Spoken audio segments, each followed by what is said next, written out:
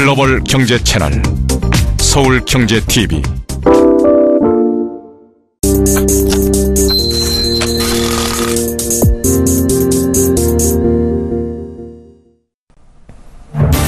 폭스바겐 그룹의 배출가스 조작 사건과 관련해 국내 소비자들이 미국에서 피해액의 10배까지 배상받을 수 있는 징벌적 손해배상 집단 소송을 내기로 했습니다. 기업 구조조정을 위한 정부 내 협의체가 만들어져 부실 기업에 대한 구조조정이 속도를 낼 것으로 보입니다. 지난해 4월 리모델링 수직 증축이 허용된 이후 리모델링을 추진한 단지들의 가격이 말 그대로 수직 상승했습니다. 추석 대목과 코리아 블랙 프라이데이도 불구하고 국내 유통업의 4분기 체감 경기는 여전히 쌀쌀할 것으로 보입니다.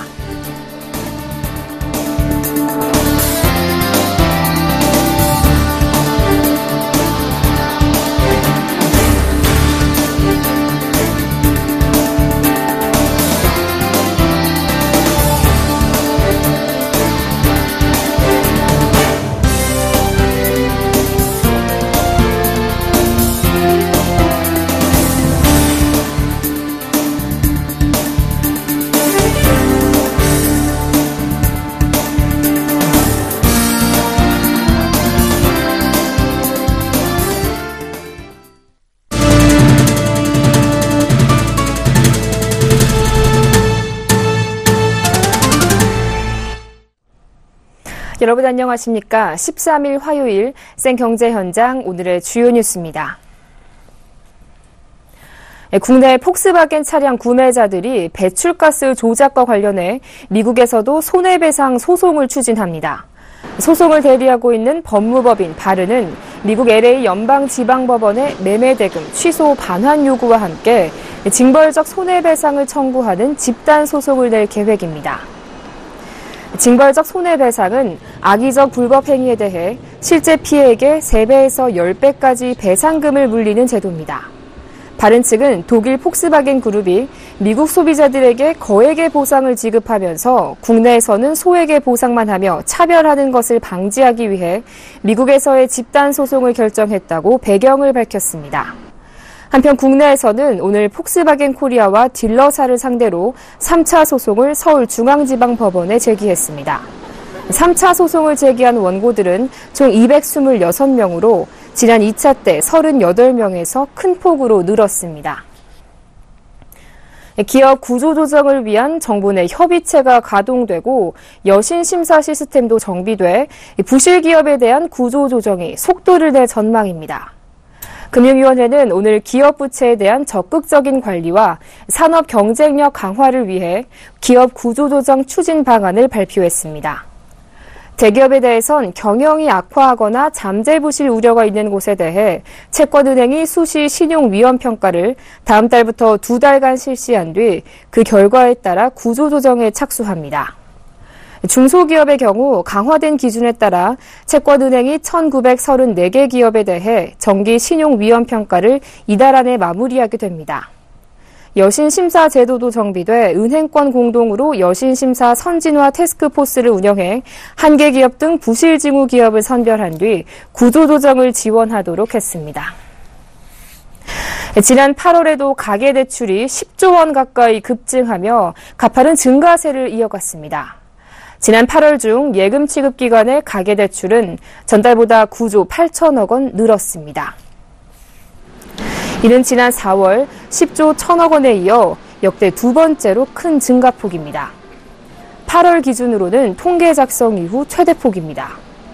대출 종류별로는 주택담보대출이 6조 7천억 원 급증하며 가계대출 증가세를 견인했습니다. 한국은행은 8월은 부동산 시장의 비수기인데도 주택담보대출을 중심으로 가계대출 급증세가 누그러지지 않았다고 설명했습니다. 이에 따라 예금 취급 기간의 8월 말 전체 가계대출 잔액은 773조 1천억 원으로 사상 최대 행진을 지속했습니다. 지난해 4월 리모델링 수직 증축이 전면 허용되면서 리모델링을 추진한 단지들의 가격이 말 그대로 수직 상승한 것으로 나타났습니다. 보도에 양한나 기자입니다. 수도권 리모델링 추진단지 매매 가격의 변동 추이입니다. 2010년부터 2013년까지 저조한 흐름을 보이다가 2014년 4월부터 급등하기 시작합니다. 전체 평균과 차이도 커지는 모습입니다. 해당 시점인 2014년 4월 25일 정부가 수직 증축 리모델링을 허용하면서 일어난 변화입니다. 지난해 4월 정부가 리모델링 수직 증축을 전면 허용한다는 발표를 하자 수도권의 리모델링을 추진하는 단지들의 매매가 상승폭은 평균 시세 대비 두세 배 높아졌습니다. 수직 증축에 대한 기대감 덕분입니다. 개별 단지의 매매가를 살펴보면 상승폭은 더 두드러집니다. 서울 성동구 옥수동 극동 아파트는 지난해 4월 대비 4,500만에서 1억 5천만 원까지 상승했고 최고 28%의 높은 상승률을 기록했습니다. 광진구 워커힐, 강서구 한강, 양천구 쌍용, 강남구 대치 대청 또한 매매 가격이 4,500만에서 1억 원가량 상승했습니다.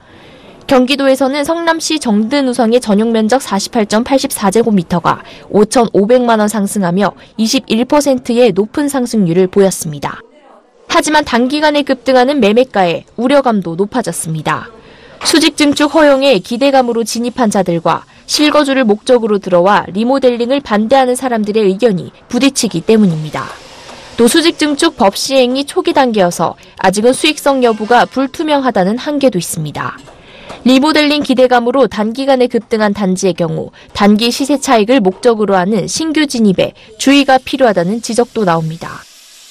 15년에서 20년 된 아파트의 경우에는 실제 거주를 목적으로 들어오는 수요도 상당합니다. 리모델링에 대해서 이 때문에 좀 반대하는 수요도 일부 있고요. 그래서 주민들 사이에 찬반 의견이 좀 분분하기 때문에 사업 추진에 대한 불확실성에 대한 부분도 고려해야 되는 변수라고 할 수 있습니다. 그러나 준공 후 15년 이상 지난 아파트들은 리모델링과 재건축 사이에서 수익성이 더 높은 사업을 우선 선택할 수 있다는 장점은 분명해 보입니다. 서울경제TV 양한나입니다. 추석 대목과 코리아 블랙 프라이데이 등의 효과에도 올 4분기 소매 유통업 체감 경기는 어두운 것으로 나타났습니다. 대한상공회의소가 서울과 6대 광역시 소매 유통업체 944곳을 대상으로 4분기 소매 유통업 경기 전망지수를 조사한 결과 4분기 전망치는 지난 분기와 같은 96으로 나왔습니다. 소매 유통업 경기 전망 지수는 유통업체들이 체감하는 경기를 수치화한 것으로 지수가 100을 넘으면 경기가 호전될 것으로 예상하는 기업이 더 많다는 뜻이고 100을 넘지 못하면 그 반대를 의미합니다. 업태별로는 홈쇼핑이 120, 인터넷 쇼핑몰이 108을 기록해 호황을 누릴 것으로 예상됐습니다. 반면 백화점과 대형마트, 슈퍼마켓과 편의점 등은 겨울철 유동인구 감소와 음료 등 주력 품목의 매출이 떨어질 것으로 예측됐습니다. 대한상인은 중국 경제의 경착륙 가능성과 올해 미국의 금리 인상 전망 등 경제적 불확실성이 커지면서 본격적인 소비 심리 회복은 시일이 걸릴 것으로 보인다고 설명했습니다. 부동산 투자 결정 내리실 때 건설사 말만 믿어서는 안 되겠습니다. 이달 용인시 수지구 동천 2지구에서 동천자이 분양을 앞두고 있는 GS건설이 초등학교 신설 계획이 없음에도 거짓 정보를 홍보하고 있는 것으로 드러났습니다. 이보경 기자가 전합니다. GS건설은 지난달 23일 이달 용인시 수지구 동천 2지구에서 분양 예정인 동천자이 분양 보도자료를 냈습니다. 보도자료에는 단지 내 초등학교 신설이 예정돼 있다고 쓰여 있었습니다. 그러나 사실은 동천 2지구 지역에 초등학교 신설 인가가 나지 않았고 기존에 있던 학교인 동천초등학교를 18학급에서 42학급으로 중축하기로 되어 있었습니다. 어떻게 된 걸까? 알고 보니 용인시 교육청은 GS건설이 보도자료를 낸 지난달 23일 초등학교 신설이 아닌 기존에 있는 동천초등학교를 증축하기로 결정했다는 사실을 GS건설에 통보했습니다. 24일 알려졌기 때문에 그 전날쯤 알려졌을 거예요. 학교 신설이 나올지 증축으로 가능한지 그런 부분들 상당히 궁금해하시기 때문에 거의 매주에 한 번씩 들으셨던 것 같아요. 23이라고 했지만 실질적으로 우리가 이제 신설료는 안 나올 것 같습니다. 증축으로 가야 할 것 같습니다. 그 말은 며칠 이전에 했을 수도 있죠. GS건설은 초등학교가 신설되지 않을 것임을 알면서도 허위 정보를 홍보했던 것입니다. 이에 대해 GS건설은 23일 보도자료가 나갔고 30일 초등학교 신설 불가 방침을 통보받았다며 시행사인 DSD 사모가 홍보를 하고 있어 우리는 모르는 일이라고 해명했습니다. 초등학교 신설이 안 된다는 게 명백해진 지금도 GS건설은 홈페이지를 통해 초등학교가 신설될 것이라는 허위 사실을 홍보 중입니다. 학교 문제는 학부모들이 자녀 교육에 가장 큰 관심을 가지기 때문에 투자 결정에 큰 영향을 미칩니다. 건설사의 과장 분양 홍보가 어제 오늘 일은 아니지만 상위 브랜드인 자이마저 거짓말을 퍼뜨리고 있어 소비자들의 실망은 더욱 커지고 있습니다. 서울경제TV 이보경입니다.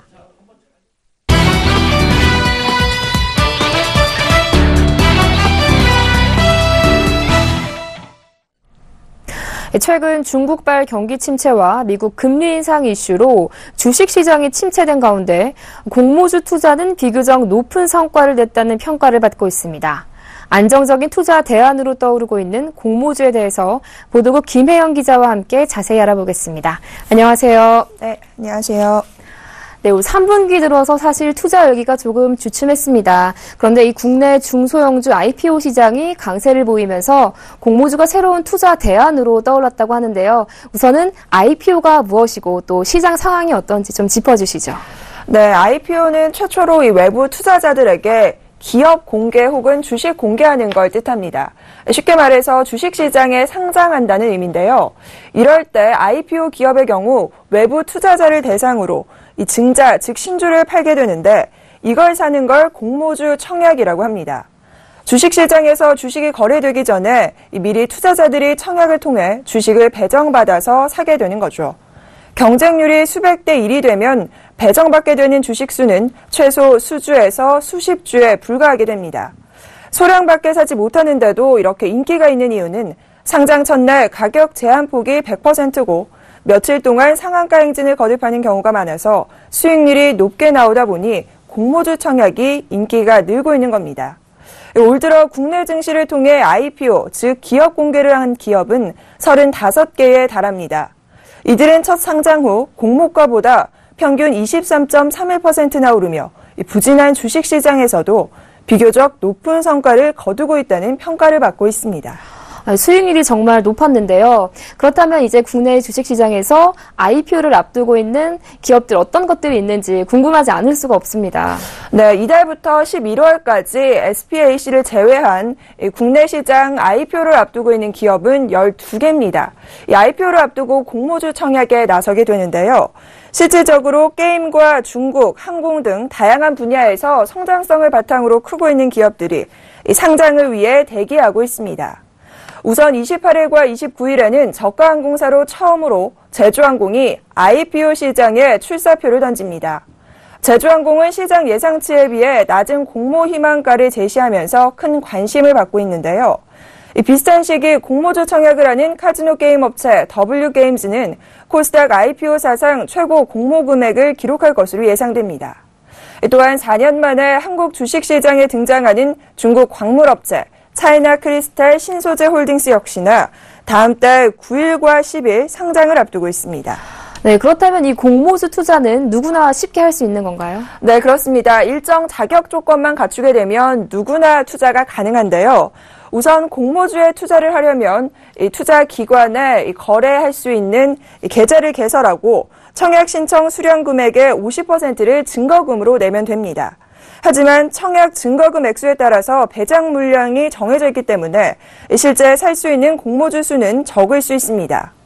쉬운 예로 지난해 청약 경쟁률이 195대 1에 육박했던 제일모직의 경우 1억 원을 투자해서 단 19주 만에 받았던 경우도 있었습니다.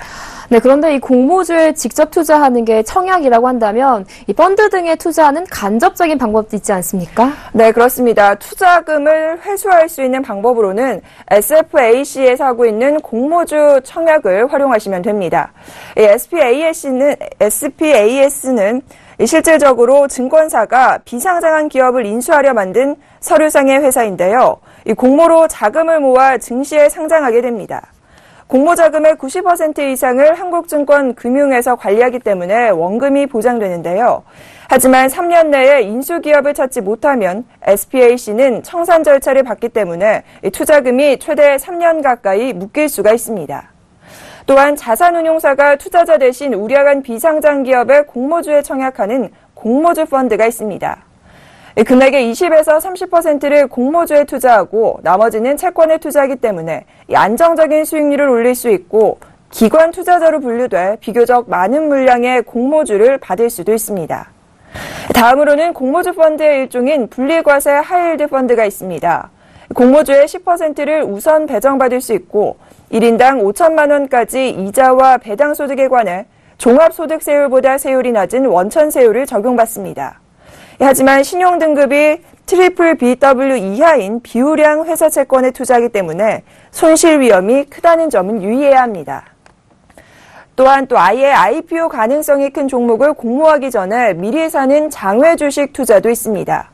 상장이 되면 고수익을 낼 수 있지만 해당 기업에 대한 정보가 부족하고 상장 여부도 확신할 수 없기 때문에 주의해야 한다는 게 전문가들의 조언입니다. 네, 그렇다면 마지막으로 공모주 투자 시 주의할 점이 있다면 어떤 것이 있는지 알려주시죠. 네, 우리가 흔히 돌다리도 두드려보고 건너자라고 이야기 많이 하죠. IPO 역시나 공모주 청약 역시나 마찬가지로 투자하실 때는 꼼꼼히 따져볼 부분들이 상당히 많습니다. 청약 경쟁률이 높다고 해서 무작정 투자에 나선다면 위험할 수 있고요. 공모가가 부풀려지는 이른바 해당 기업을 꼼꼼히 분석해야 위험을 줄일 수 있다는 게 증권 전문가들의 조언입니다. 또 고수익을 바라고 SPAC나 장외 종목에 투자했다가는 부족한 정보로 인해 낭패를 볼 수 있으니까요. 기대 수익률을 조금 낮추더라도 공모주 청약이나 공모주 펀드에 집중하는 것이 좋겠습니다. 네, 최근 투자 대안으로 떠오르고 있는 공모주에 대해서 보도국 김혜영 기자와 함께했습니다. 오늘 말씀 잘 들었습니다. 고맙습니다.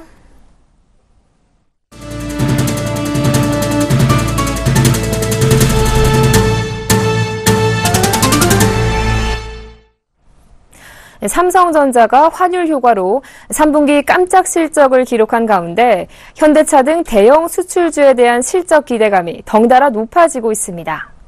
FN가이드에 따르면 전날 기준으로 삼성전자가 포함된 IT 업종의 4분기 영업이익 추정치가 10조 9,897억 원으로 한 달 전보다 1.83% 상승했습니다. 삼성전자가 지난 7일 시장의 기대치를 훌쩍 뛰어넘은 7조 3천억 원의 3분기 영업이익 잠정치를 발표하면서 관련 업종에 대한 기대감이 커진 것입니다.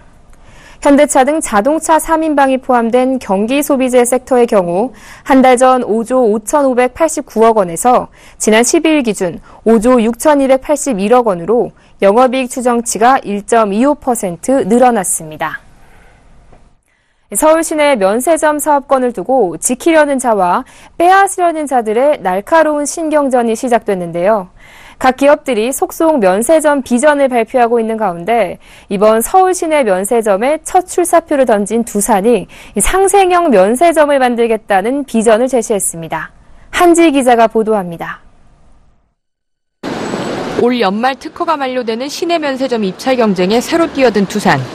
두산이 꺼내든 비장의 카드는 바로 입지, 동대문에 위치한 두산타워입니다. 동대문은 연간 약 700만 명의 외국인 관광객이 모이는 대표적인 관광지로 꼽히지만 아직 면세점은 한 곳도 없습니다. 동현수 두산 사장은 기자간담회에서 동대문 상권을 살리는 지역 상생형 면세점을 만들겠다는 다부진 각오를 보였습니다. 저희들은 그 면세점에서 일어나는 영업이익의 최소 10%를 사회 환원시키도록 하는데 동대문 상권의 활성화라든지 K브랜드의 글로벌화를 시킬 수 있도록 계속 할 예정입니다. 새로운 사업자로 선정될 경우 특허를 잃은 사업장에서 나오게 되는 인력도 모두 흡수할 계획입니다. 두산은 현재 국내 면세점들이 국산 브랜드가 아닌 대부분 해외 명품에서 매출을 올리고 있다며 이 같은 이익 구조가 변해야 한다고 강조했습니다. 이를 위해 면세점 전체 면적의 40%를 한국 브랜드로 채워 우리 브랜드를 외국인에게 판매하는 한류 수출 기지로 만들겠다고 약속했습니다. 지난 17년 동안 두산타워에 160여 개의 브랜드를 발굴한 노하우를 살려 면세점에도 중견 유명 디자이너들의 브랜드를 입점시켜 해외 시장 진출 교두보를 마련한다는 보관입니다. 면세점 사업의 핵심인 브랜드 유치 역량에 대해서는 글로벌 패션 잡지 보그 등 20년 동안 운영한 네트워크를 통해 460개 글로벌 명품 브랜드의 입점 의향서를 확보한 상태라며 자신감을 내비쳤습니다. 최근 소비재 사업을 거의 하지 않았다는 우려에 대해서는 두산그룹이 유통업으로 시작한 기업이라는 점을 내세웠습니다. 두사는 내년 6월 면세점 오픈을 한 뒤 사업 첫 해에는 5천억 원, 2년 차에는 1조 원의 매출을 올려 5년간 5천억 원의 영업이익을 거둘 계획입니다. 서울경제TV 한지입니다. 차 안에서 라디오를 들을 수 있다면? 오늘날에는 당연한 얘기지만 차량용 오디오는 이처럼 작은 아이디어에서 시작됐습니다. 미래 자동차에는 또 어떤 변화들이 있을까요? 국내 완성차 업체 연구원들의 상상력으로 만들어진 미래 자동차의 모습을 모아봤습니다. 정훈규 기자입니다. 고개를 뒤로 젖히면 휠체어가 앞으로 나아가고 오른쪽 어깨를 올리면 후진합니다. 또 고개 방향에 따라 좌우 이동도 가능합니다. 이 휠체어는 팔과 다리가 불편한 사람도 혼자 운전을 할 수 있다는 발상의 전환으로 만들어졌습니다. 현대자동차가 오늘 남양연구소에서 개최한 R&D 아이디어 페스티벌에서는 이처럼 이동수단과 관련된 다양한 아이디어들이 본물을 이뤘습니다. 올해로 6회째를 맞은 이번 행사는 더 나은 미래를 향한 동행을 주제로 새로운 가치를 전달할 수 있는 미래 이동수단 아이디어 발굴에 초점을 맞췄습니다. 일반 차량과 다를 바 없어 보이는 이 차는 차 안의 각 부위를 두드리면 악기 소리가 납니다. 핸들에서는 타악기 소리가 나고 조수석에서는 건반 연주가 가능해 마치 그룹 사운드가 된 것처럼 즐길 수 있도록 고안됐습니다. 유캔 콘서트라고 이름 붙여진 이 차는 이동수단을 악기로 만든 발상의 전환을 인정받아 1위를 차지했습니다.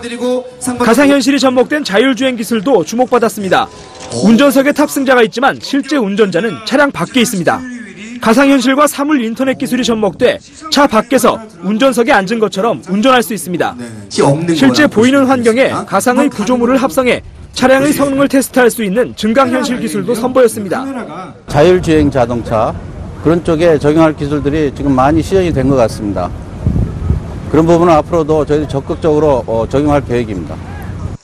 공중에서 물을 생산해 사막화를 방지하는 비행선과 페달을 돌려 정수와 세탁을 동시에 처리하는 자전거 등 이동수단의 혜택을 받기 어려운 제3세계 국가를 위한 아이디어들도 눈길을 끌었습니다.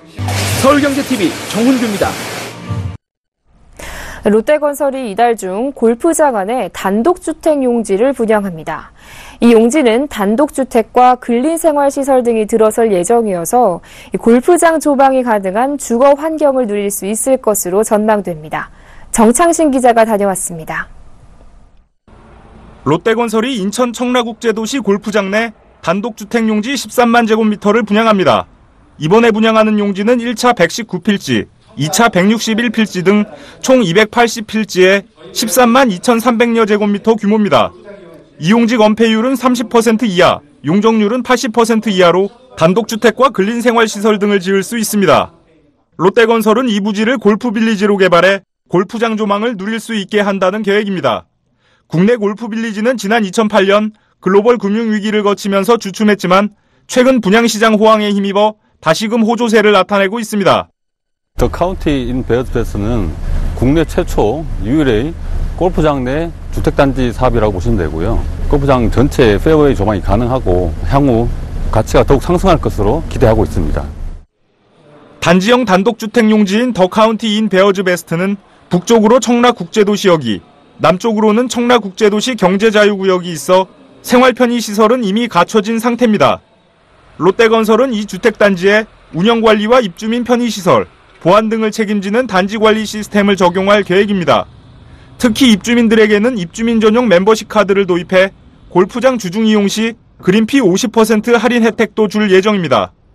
평균 분양가는 3.3제곱미터당 533만 원으로 인근 시세보다 저렴한 수준입니다. 철도와 고속도로를 이용할 경우 서울로의 이동은 어렵지 않습니다. 청라국제도시는 인천공항철도와 인천공항 고속도로를 이용하면 서울시청과 강남까지 40분대 이동이 가능합니다. 교육 환경도 좋습니다. 최초로 국내 학력이 인정되는 외국인 학교인 청라달튼 외국인 학교가 베어즈베스트 청라와 인접해 있습니다. 또 경명초등학교와 청남초중학교, 청라초중고등학교 등의 교육 환경을 이용할 수 있습니다. 롯데건설은 건축 경험과 전문 지식이 부족한 수요자들에게 설계에서 시공까지 원스톱으로 진행할 수 있는 고객 맞춤형 상품 모듈을 제공할 계획입니다. 서울경제TV 정창신입니다. 하나금융이 계열사 포인트를 모두 통합한 하나 멤버스 서비스를 오늘 출시했습니다. 하나 멤버스는 KB 하나은행과 하나금융투자, 하나카드, 하나생명, 하나캐피탈, 하나저축은행 등 그룹 내 6개 계열사의 금융거래 실적에 따라 포인트인 하나머니를 적립해주는 서비스입니다. 계열사 포인트를 통합 적립해 현금처럼 사용할 수 있는 서비스를 제공하는 건 금융권 중 하나금융이 처음입니다. OK캐시백과 신세계 SSG머니 등 다른 회사의 제휴 포인트와도 합산이 가능합니다. 이렇게 모아진 하나머니는 현금으로 전환해 KB 하나은행 계좌에 돈을 입금하거나 현금 자동 입출금기를 통해 출금할 수 있습니다. 또 하나금융 계열사의 예적금 가입, 공과금 대출이자 납부, 카드 금액 결제, 보험 가입 등 모든 금융거래에 사용할 수 있습니다. 이 밖에 외식과 편의점, 영화표, 도서 구매, 레저, 놀이공원 등 전국 230만 곳의 카드 가맹점에서 하나머니를 쓸 수 있습니다. 식품의약품안전처가 소비자의 안전 강화 차원에서 현재 유통되고 있는 모기 기피제에 대한 재평가 작업을 내년부터 본격적으로 진행합니다. 국내 인터넷 이용자 10명 중 6명은 온라인상에서 표현의 자유나 알 권리보다 개인의 프라이버시가 더 중요하다고 생각하는 것으로 나타났습니다. 방역당국이 올해부터 전국 15,000여 지정 병원에서도 65세 이상 어르신들이 독감 예방접종을 맞을 수 있다고 홍보했으나 13일 현재 백신을 보유한 지정 병원은 6,000여 곳에 불과한 것으로 집계됐습니다. 오늘 15일부터 이마트와 롯데마트 등 대형마트에서 가을 와인 장터가 열려 와인을 최대 88% 할인된 가격에 판매합니다.